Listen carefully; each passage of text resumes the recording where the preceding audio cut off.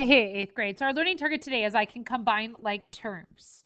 So let's talk about what terms are. Let's start by doing some definitions. Terms are parts of an expression separated by add and subtract. Go ahead and write that down. Terms. They're the parts of the expression separated by add and subtract. So if we look at this first example, 3x plus 4, 3x and 4 are the terms because they're separated by an add sign. So we have two terms in there. One of the terms is 3x, the other term is 4. So those are called terms. Very important piece of our work when we're doing algebraic stuff. You need to know that there are terms, and sometimes there are things called like terms. So what are like terms? Like terms have the same variable parts, the exact same variable parts.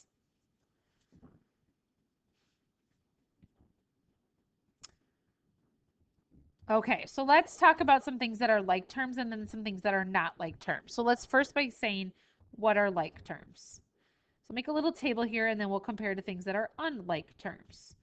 Same variable, same power. I guess I would like you to write down this. Same variable, same power. And I know it's hard to read with this pen that I'm using, but same variable, same power. Same variable, same power. All right, so for like terms then, we have just numbers are like terms. 1 and 13. Those are like terms. So what's an unlike term? Well, if you had the number 1, but then you had a 13x, those would be unlike terms because they don't have the exact same variable and they're not to the exact same power, so unlike terms on the left. So let's look at another example of like terms versus unlike terms. Well, if I had 2y and 8y, those are like terms. Same variable, same power. So something that's unlike them would be if you had 2y and you had 8y squared. Same variable, y, different power though. So now they become unlike on the right-hand side. It has to be the exact same variable, exact same power. Moving on to the next group. Next group, we have maybe 3 multiplied by r multiplied by s and negative 4 multiplied by r multiplied by s. Same variables, same powers.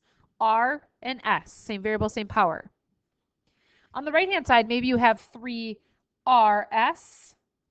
and you have just negative 4R without the S. Those on the right-hand side are unlike terms because you need the exact same variables to the exact same power.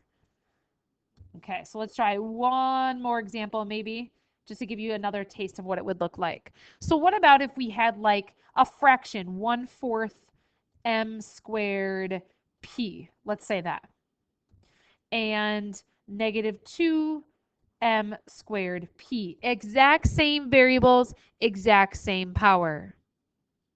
So what if we had over on the on the right-hand side, 1/4 m squared and negative 2m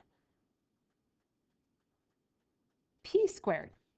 Are those the exact same variable, exact same power? No, they're not. So those are unlike terms on the right-hand side. Make sure you get all those examples down to give you a taste of the left side are like terms, the right side unlike terms. Be careful about that work. So like terms versus unlike terms. So one more definition before we start talking about when we can combine like terms, how does that look, and so on. So a coefficient is the last vocabulary word that we need to talk about. The coefficient is the number part of the term, the number that's in the term. So go ahead and write that down. We'll talk about that. All right, so the coefficient is married always to the variable. So in this term here, we have 5x. So the coefficient then would be the number 5. That's the coefficient. It's the number part of the term married to the variable. 5 is the coefficient there. So those are some of the vocabulary words that we're going to start with in our work today. And now we're going to move on to how we combine like terms. So when we combine like terms, basically we are going to want to put common things together. Let's see. I think I'm going to move us ahead to this slide right here. So we combine like terms, we want to put common things together. So you're looking for same variable and you need same power. So they have to be like before you can combine. So let's look at this first example. If I were to, I'm going to use a highlighter. You maybe don't have a highlighter. You could use different colored pen, maybe, perhaps. First of all, let's identify like terms. So same variable, same power. W, W. Same variable, W, same power, yes. If that's the case, we can combine 2W and 3W using the operation between. The operation between is add.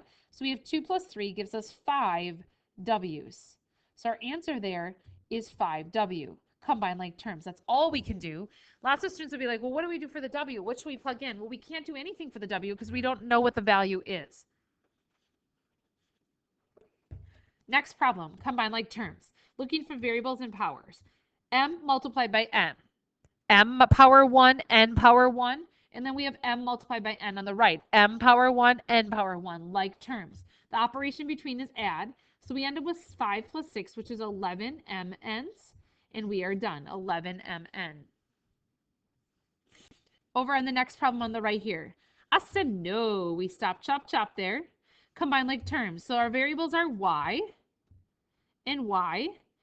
We're going to grab the coefficients out front. So we have 3 plus 7, which is 10. And the variable there is y, 10y. Now that plus negative 6 can't go in that. It's not welcome in because it's not a like term. It doesn't have a variable at all in it, as a matter of fact. It's just a number. So if I haven't used it, I drag it down. So my answer to this entire expression then is 10y plus negative 6. That's all I can do there. I cannot combine those and call it 16y or 4y, maybe some of you would say, because one has a variable y in it, the other does not, unlike terms. Okay, moving on to the next problem. Here we go, guys. Stay with me. As I look at this problem, I say a lonely variable 1 in front of the variable x. I stop, chop, chop. I said no. I said no again. Combining like terms, looking for same variable, same power. Variables x. It's got a coefficient of 4 there. Variables x got a coefficient of negative 1. Take the sign in between. Notice I grab that sign in between. So we have 4 plus negative 1. 4 plus negative 1 is really equal to 3. Reattach the variable x. We have 3x. Looking at the other terms then. For the other terms, we have plus 1 and a negative 3. We have plus 1 and a negative 3 is a negative 2.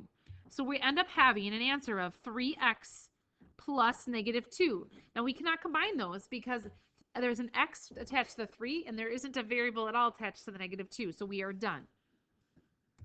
Next problem, I said no. I stop, chop, chop. Looking at variable terms and parts, we have an x squared. Looking to combine any other power that's the same, variable and power. So we have a variable x, but it's not to the power of 2, so I cannot combine that. So we just have a 4x squared on the front, and there's nothing I can do with this negative 3x on the back. So we're done. The answer for that, mathematically speaking, when you can't do anything, is called already simplified. Now, I know you'd rather just write the word, well, I'm done, but you have to write down this mathematical answer in red here. Already simplified means I'm done. I can't do any more. You can't leave it blank, though, because if you leave it blank, I will assume that you didn't do the problem. So you always have to write already simplified. All right, last problem before we go to our summary. So we have a lonely variable here. Combine like terms. For our like terms, we have a b power 2 and a b power 2. So the term is b squared. How many of them do I have? I have 2 plus 1. 2 plus 1 gives me 3b squared. Done. Combine like terms. We've combined all of our terms there. All right, guys, so moving on. Our summary for today, please, first stop, chop, chop everything. Always stop, chop, chop everything so you don't mess up signs. After that, you need to only combine like terms that are exactly alike. Only combine like terms that are exactly alike. And if x has a coefficient, if x is all alone, of course, it has a coefficient of 1. Make sure that we take care of lonely variables. We got to put a 1 in front of them. Give them some love, as we've talked about.